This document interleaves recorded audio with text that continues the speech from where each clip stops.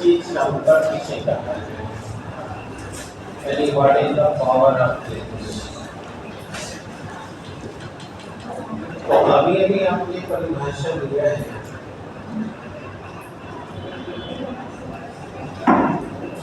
कि लेंस की फोकस दूरी, लेंस की फोकस दूरी का व्युत्क्रम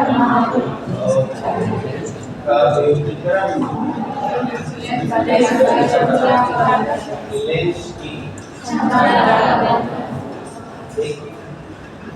और आप परिभाषा से सूत्र बनाने में माहिर कि जब भी कोई कहा जाए और कहा जाए कि उसको ये कहते हैं तो वहीं पर हम बराबर लिखकर उसका नाम लिखते हैं।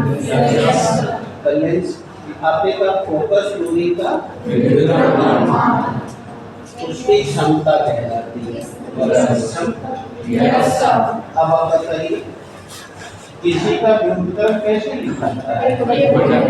एक बटा लिख दीजिए, व्युत्क्रम पढ़ाता है। तो बताइए आपको व्युत्क्रम चाहिए फोकस दूरी का। तो फोकस दूरी, अब बोलो फोकस दूरी को डिनोट करते हैं और क्षमता पावर तो देखिए अब आपका पढ़ने P बराबर 1/10 यानी फोकस दूरी का व्युत्क्रम क्षमता। अब आप थोड़ा सा ध्यान देंगे, आप उत्तल और दोनों लेंस छोड़ लिए हुए हैं और आपको पता है कि उत्तल लेंस की फोकस दूरी हमेशा और अवतल लेंस की फोकस दूरी, इसीलिए जब आप फोकस दूरी का वैल्यू रखते हैं क्षमता निकालने के लिए तो उसके मान के साथ साथ आप चिन्ह का भी ध्यान रखेंगे। यानी बिना चिन्ह रखे अगर आप सवाल लगाते तो आपका सवाल गलत हो जाएगा, क्योंकि आपका केवल परिमाण पता चल पाएगा, प्रकृति पता नहीं चल पाएगी। इसलिए सवाल लगाते समय हमेशा इस बात का ध्यान रखना है और जब भी कोई पूछा जाए कि इसकी क्षमता कितनी है तो चिन्ह के साथ ही जवाब देना है और लिखना भी है। तो इसीलिए जब आप सूत्र बताएंगे तो लिख देंगे P बराबर 1/+-. अब अगर आपकी क्षमता या फोकस दूरी धनात्मक आती है तो वह आपका जो लेंस होगा वह कॉन्वेक्स होगा, यानी उत्तल लेंस।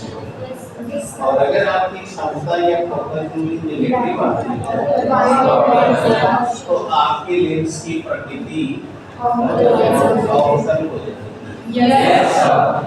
इसीलिए जब आप चश्मा लगवाने जाएंगे डॉक्टर के पास तो अगर वो आपको प्रिस्क्राइब करेगा तो उस पर लिखेगा +1 डायोप्टर 2 डायोप्टर जो भी आपकी आँख में प्रॉब्लम है तो उसके हिसाब से वो लिखेगा, तो उस पर प्लस या माइनस लिखेगा, तभी वो कंस्ट्रक्शन करने वाला यानी चश्मा बनाने वाला जान पाएगा और उस लेंस का प्रयोग करके चश्मा तैयार करेगा। सबको क्लियर हो गया?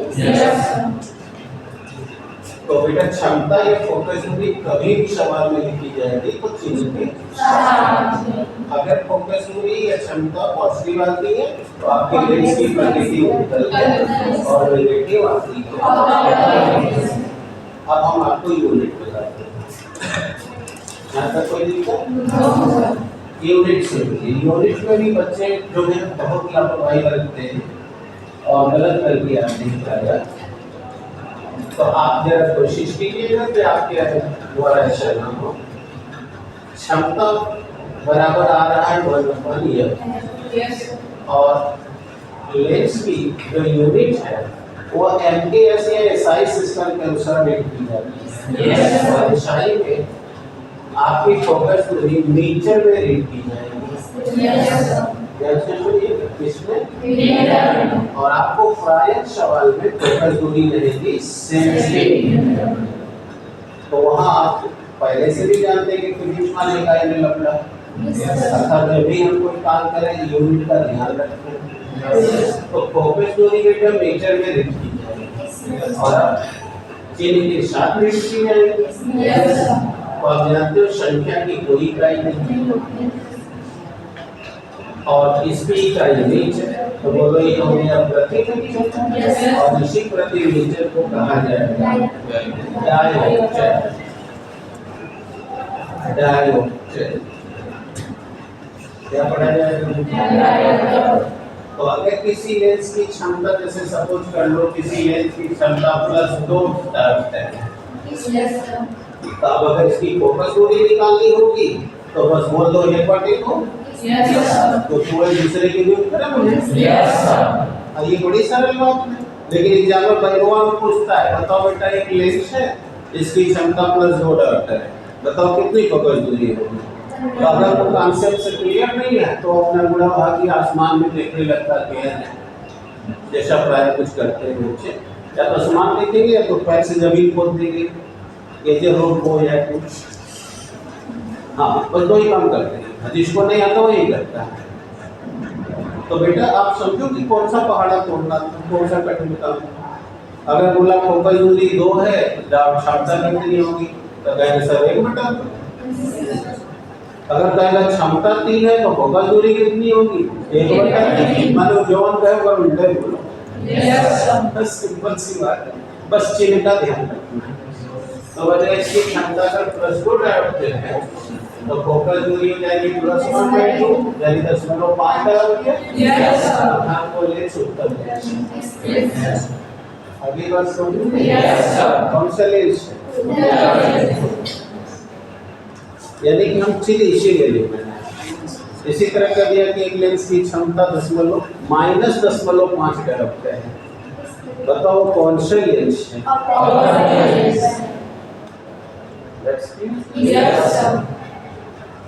तो ये अब बताइए कोई डाउट है?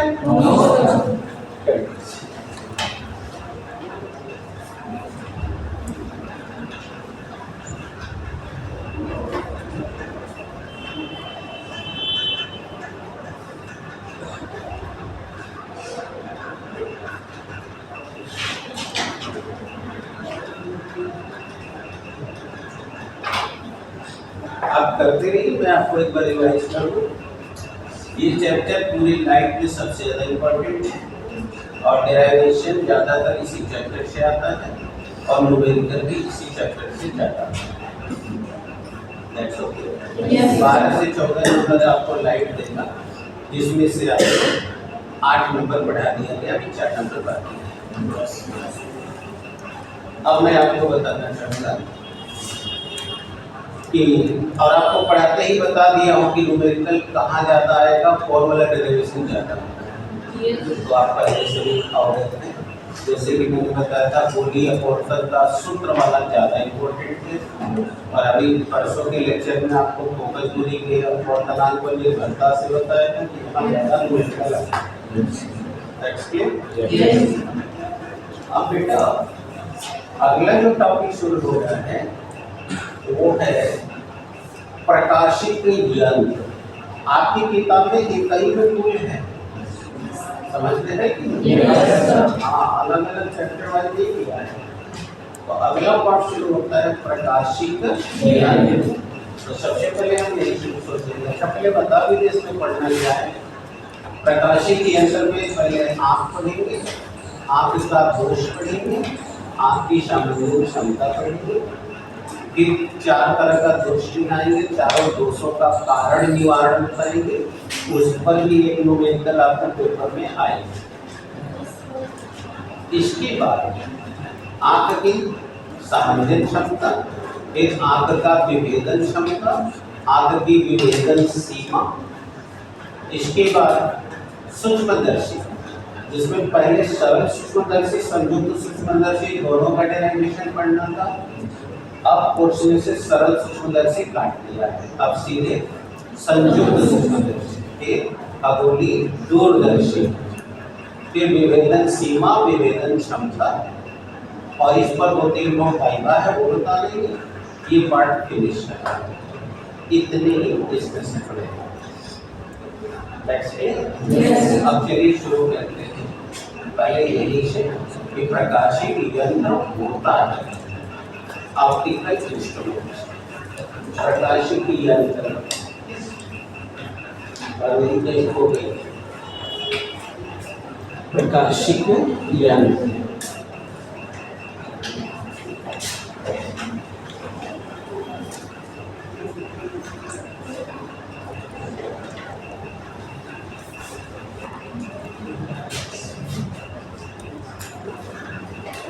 आइए बेटा,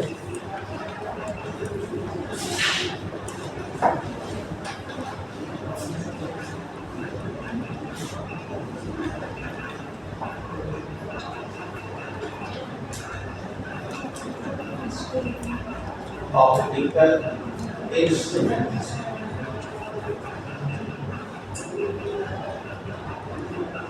देखिए बहुत सरल पॉइंट है। और पिछले साल के बायो में पूछ दिया था एग्जामिनर ने कि बेटा प्रकाशिक यंत्र किसे कहते हैं। तो जो लोग को पढ़ा था, दिमाग में था, वो तो बहुत आराम से बता दिया। और मैं चाहता हूँ वही बात आप भी बता दें। प्रकाशिक यंत्र, यंत्र तो जानी के डिवाइस होती है, और डिवाइस कोई काम को सरल बना देती है, जैसे पिलास। अब वो मैकेनिकल डिवाइस है, उसके द्वारा आप कोई यंत्र को खोल सकते हैं, बांध सकते हैं, काट सकते हैं, ये सब किया जाता है। और अगर वो ना रहे तो हाथ से करना पड़े तो कठिन हो जाता है। इसीलिए वही भी कोई डिवाइस लग जाती है तो डिवाइस एक सिस्टम से बनती है, और उस सिस्टम के बनने पर वह कार्य बड़ा सरलता से हो जाता है।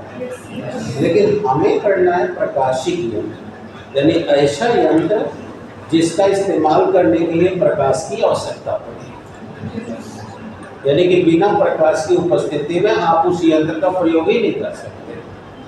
तो जैसे सोचिए, आपको आंख रहे, प्रकाश में रहे तो क्या आप देख पाएंगे क्या? इसी प्रकार सूक्ष्मदर्शी, दूरदर्शी, कोई भी दर्शी हो, प्रकाश रहेगा तभी तो इस्तेमाल होता है ना। तो इस तरह बन गई डेफिनेशन कि वह यंत्र जिसकी सहायता से प्रकाश की उपस्थिति में वस्तु को देखा जा सकता है, उस यंत्र को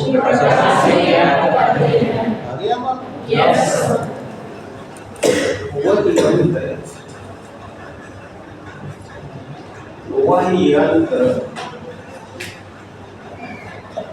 जिसकी सहायता से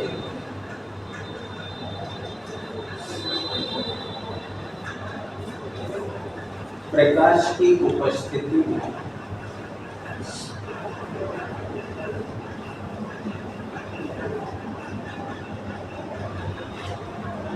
किसी भी वस्तु को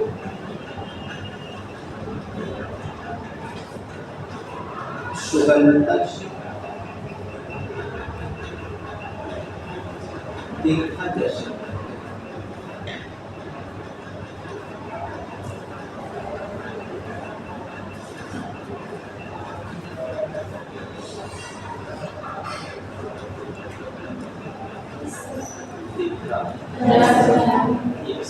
क्लियर हो गया? इसका मतलब कि आप अगर गिनाइए तो कौन-कौन प्रकाशिक यंत्र हो सकते हैं? मांजरी का चश्मा भी प्रकाशिक यंत्र है। आपका आँख, दूरदर्शी, सूक्ष्मदर्शी, ये सब प्रकाशिक है।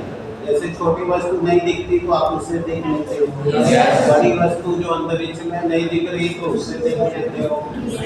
और मांजरी को छोटे अक्षर नहीं दिखाई देते तो चश्मा लगा के पढ़ लेती है ना। तब बताइए, तो चश्मा भी प्रकाशिक यंत्र हो गया। और आँख जो भगवान के द्वारा दिया हुआ यंत्र है, प्रकाशिक यंत्र है। आप समझ में आ गया? तो कोई भी दो चार नाम डाल दीजिए, जैसे आईज यानी आँखें,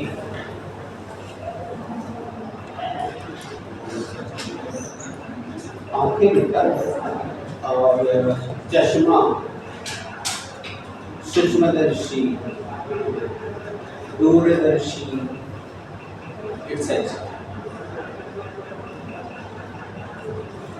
अब आइए सबसे पहले आप अपने वाले यंत्र को पढ़ लीजिए। तो आपको इसमें क्या दिया है? यानी मानव। आइए फटाफट देखिए।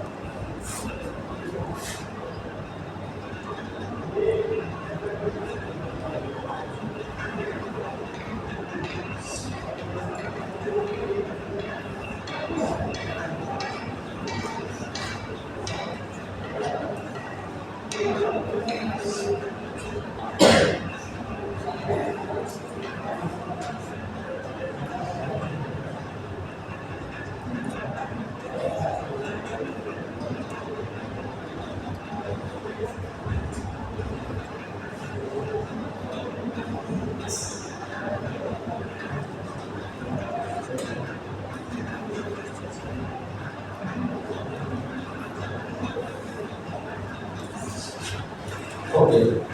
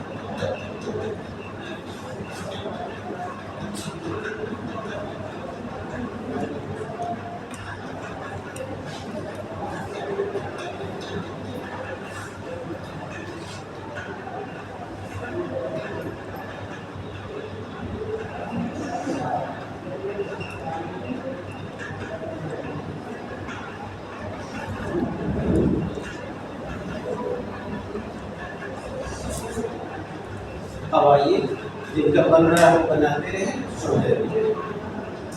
देखिए जब भी किसी भी यंत्र को पढ़ा जाता है तो पढ़ने को 3 पॉइंट में डिस्कस किया जाता है। और ये बात का ज्ञान आपको पीछे बड़े सारे डिवाइस पढ़े हैं, जैसे अभी हाल में आपने ट्रांसफार्मर पढ़ा है, उसमें भी जाना है, बस उसी पैटर्न को दोहराना है। और जिसके दिमाग में नहीं हो ना एक बार सुन ले। जब भी किसी यंत्र को पढ़ा जाता है तो उसको 3 पॉइंट्स में डिस्कस किया जाता है। पहले पॉइंट में हम लोकेशन बताते हैं। लोकेशन का मतलब स्थिति। जैसे आपने देखा होगा मैं ट्रांसफार्मर बताना होगा तो आपको बताया कि आपके गांव में यहाँ है, घर में कहाँ है, तो मतलब पहले आपको बताया कि कहाँ कहाँ हो रहा है और कहाँ यूज हो रहा है।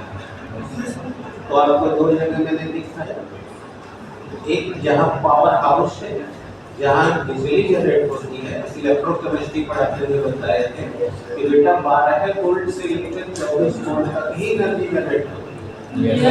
बाकी जब ट्रांसमिशन करना होता है तो इसलिए वो आप ट्रांसफार्मर लगाकर उसे और आपको इलेक्ट्रिसिटी में बता भी चुका हूँ कि हाई वोल्टेज होगी।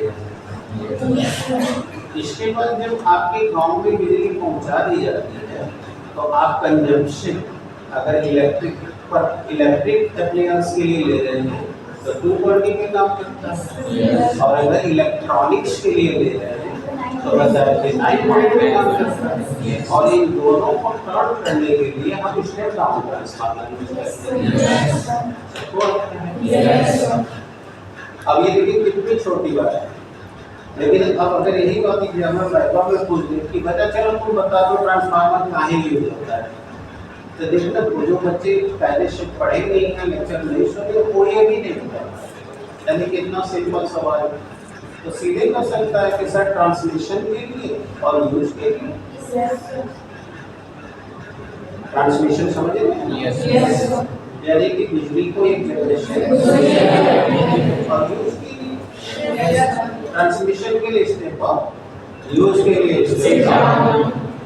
अब देखिए कितना समझ में, लेकिन जो लेक्चर कायदे से सुन नहीं रहा है, जो दिमाग यूज नहीं कर रहा है, उसको सरल भी कठिन हो जाता है। इसलिए मैंने कहा कि आपको बस 3 पॉइंट्स में डिस्कस करना है। तो पहला क्या हो गया, लोकेशन। दूसरा स्ट्रक्चर यानी संरचना, और तीसरा फंक्शन यानी काम। ठीक है? तो आप पाएंगे कि पूरा पहला से लेके अब तक जितना पढ़ाई गई होगी कहीं भी डिवाइस 3 पॉइंट्स का काम किया। जहाँ लोकेशन की जरूरत नहीं आई होगी वहाँ किसको यूज किया गया होगा। तो अब आप चूंकि फाइनल में जा रहे हैं तो इसलिए अब चूंकि इतना पढ़ा चुके हैं कि मैं उसकी समरी खींच के पहुँचा दे रहा हूँ कि ऐसे तैयार किया जाए। अब सुनिएगा करना क्या। अब हम मानव नेत्र के बारे में परीक्षा में आ गया तो हम पहले ये चित्र बना लेंगे, चित्र बना के लोकेशन बताएंगे, लोकेशन के बाद उसकी संरचना और फिर फाइनल फंक्शन। राइट? अब लोकेशन क्या है, तो आप सबको ईश्वर ने आंख दी है और बाकायदे एक नहीं दो दिए, और नॉर्मल स्थिति में हर इंसान के पास 2 ही आंख होती है। एबनॉर्मल कंडीशन में किसी को 1 आंख अथवा 3 आंख हो जाती है। मैंने पहले कह दिया एबनॉर्मल स्थिति है, लेकिन सामान्य हर इंसान को 2 आंख होती है। और वो 2 आंख कहाँ होती है, सब जानते हैं कि हेड वाले भाग में फोरहेड के नीचे आई आरवी के अंदर फ्रंटल व्यू में। यस। आपकी बिरादरी में और जो जानवर है, मेरा इशारा था मैं क्लियर करूं, तो उनका देखना लैटरल व्यू में आईज होती है। Yes sir. गाय घोड़ा गधा बकरी देख लीजिए लैटरल व्यू से। लेकिन जो बाइपेडल्स हैं जैसे बंदर, आप तो सब में देखिएगा फ्रंटल व्यू में होगा और फोरहेड के नीचे आई आरवी के अंदर बंद। यस सही है। Yes sir. अब मुझे लगता है लोकेशन क्लियर कर दिया। यस। तो मानो कि नेत्र हेड वाले भाग में ललाट के नीचे नेत्र कोटरों में, अभी वही हिंदी बोल रहा हूं, नेत्र कोटरों में फ्रंटल व्यू में स्थित जो सामान्य क्रिया। अब इतना सही हो गया। अब दूसरा, अब मैं आपको संरचना बताने जा रहा हूँ। क्योंकि संरचना में फोकस सिर्फ आइज का है, तो इसलिए मैं आई को ही फोकस कर रहा हूँ। आप चित्र को देखें तो आपको आपकी आंख लगभग गोलाकार दिखाई देगी। पहला पॉइंट लोकेशन का क्या कर कोई कठिनाई हुई है? हाँ, अपने आप को फ्रंटल व्यू में लाइए और ध्यान से समझेंगे तो तुरंत ही आपको आप पकड़िए। तो मैंने कहा कि अगर हम मानव के नेत्र का संरचना का अध्ययन करें तो पाते हैं कि ये लगभग ठीक है, जिसका 1/4 भाग सामने होता है और शेष 3/4 भाग अंदर में छिपा रहता है। सही? अब 1/4 भाग जो सामने है, आप अपनी आंख अपना शीशे में ऐसे करके देखिएगा, आपको अपनी आंख का सारा लोकेशन क्लियर हो जाएगा। तो क्या पाएंगे कि सामने वाले भाग में नेत्र में स्पष्ट रूप से 2 भाग दिखाई देते हैं। एक मध्य में काला वाला भाग और दूसरा उसके परिधीय भाग में सफेद रंग का हिस्सा होता है। तो जो सफेद रंग का हिस्सा देख रहे हैं उसे स्क्लेरोटिक कहते हैं। क्या कहते हैं? स्क्लेरोटिक।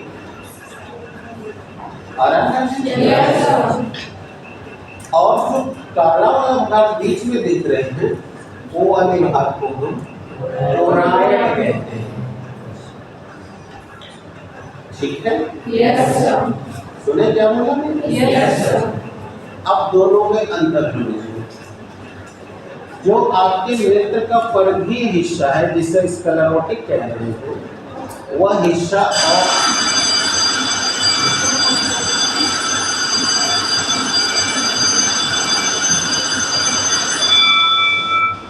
इतना समझ लीजिए तो छोड़ दें।